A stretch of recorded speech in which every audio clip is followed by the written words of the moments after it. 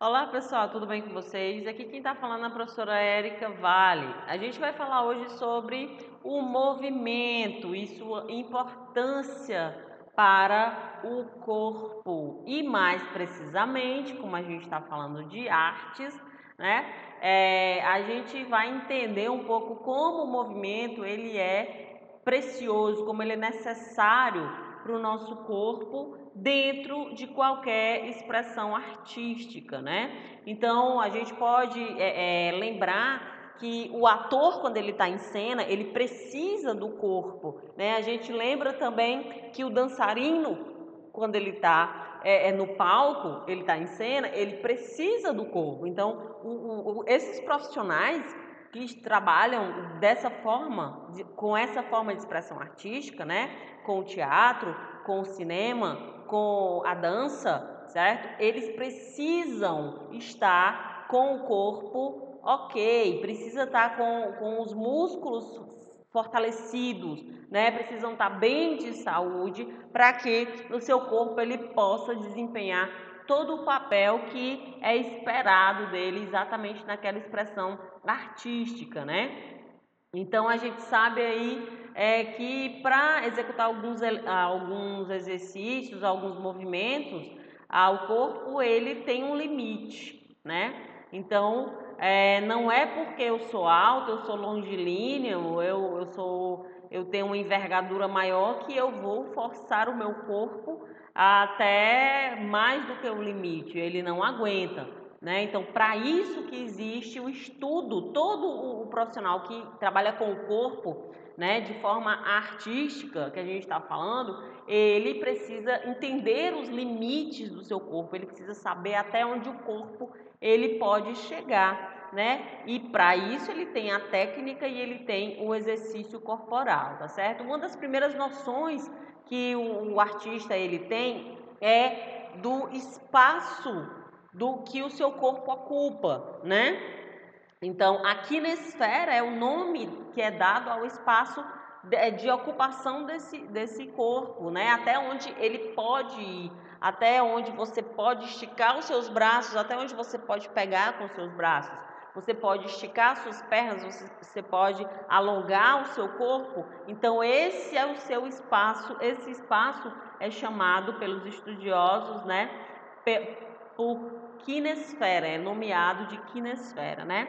Então, o movimento executado pelo dançarino, ele pode ser analisado por sua qualidade.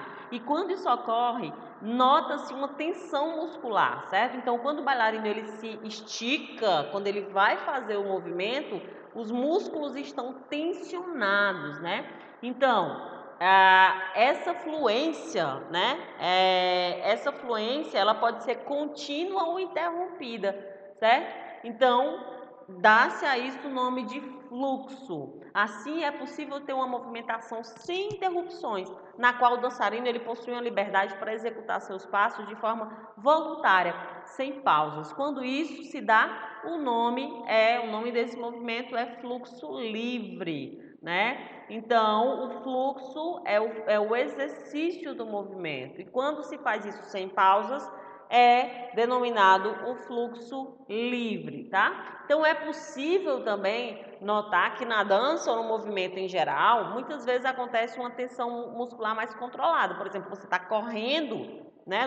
A gente pode observar no nosso próprio exercício do dia a dia. Você está andando mais rápido e de repente você tem alguém te chama, então você imediatamente diminui o teu fluxo, certo? Então, esse fluxo que você sabe que você está num ritmo e de repente você é forçado a diminuir ou então a parar de vez, esse fluxo, a gente dá o nome de fluxo conduzido ou controlado. É o que acontece também em vários esportes, né?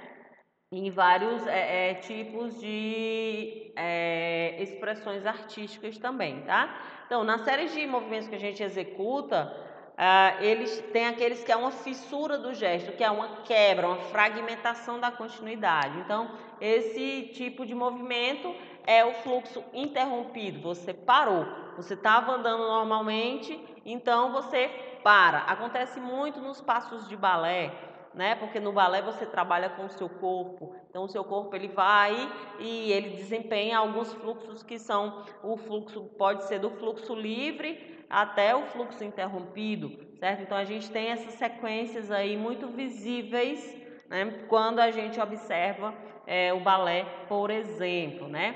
Ainda no que a gente pode visualizar como movimento corporal na dança é possível perceber a execução de giros, né? Então, para ocorrer um giro depende do tipo da dança. Claro que não é toda dança que vai querer que você execute um giro, né? Então, depende muito. Então, o bailarino ele vai ter toda essa noção, ele vai ter ou ela vai ter todo esse direcionamento também. Existem os saltos, né?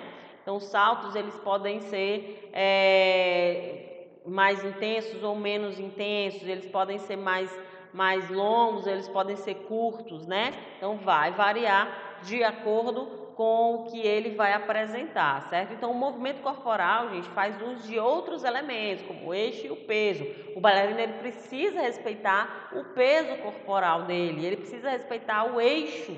O que é o eixo? É eu ter a noção de onde eu estou e naquele momento eu estou no meu eixo, certo? Então, assim, por eixo, se pode dizer que são as cadeias musculares fortalecidas, principalmente aquelas que compõem o eixo da movimentação, transmitindo sustentação e equilíbrio, né? Então, as pessoas, elas andam e o eixo, ele está completo. De repente, você está andando em linha reta, seu corpo está todo tensionado de uma forma. De repente, se você muda o teu eixo de alguma forma, é muito provável que você perca o seu equilíbrio, tá certo? Então, os bailarinos também têm essa noção, as pessoas que dançam também têm essa noção, os atores também têm essa noção, tá? Então, a gente tem também o espaço de dança, compreende o que é algumas relações interessantes, a relação entre o corpo e o ambiente onde eu estou, o corpo está inserido, né?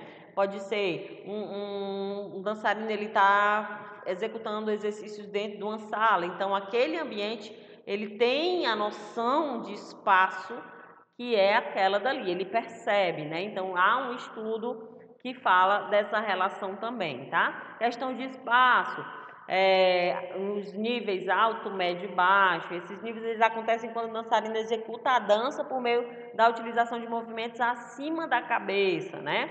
Então é o nível alto. Geralmente a gente vê isso muito nas bailarinas, né? Quando elas fazem uns passos de dança que elevam os braços acima da cabeça, certo? Então se diz que o nível do espaço é alto, né?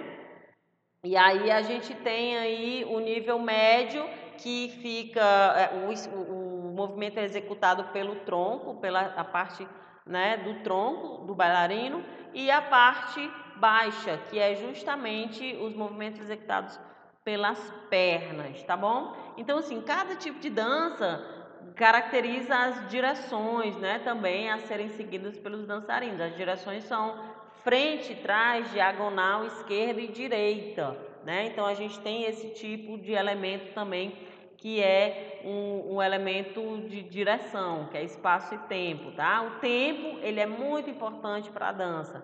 Os movimentos da dança, eles podem ser lentos, moderados ou rápidos, e a gente vê frequentemente isso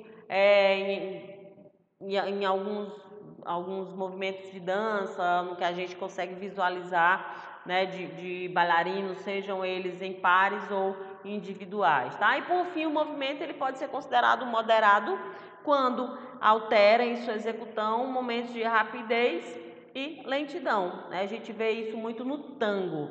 De repente, o casal ou o dançarino ele está num fluxo, né? Ele está num fluxo lento e de repente ele começa a acelerar o fluxo, certo? Então, esses são alguns dos elementos de espaço e tempo que o dançarino, que o artista, né? Ele precisa ter noção. Ok, pessoal? Então, beleza, obrigada, fiquem bem e até a próxima. Tchau, tchau.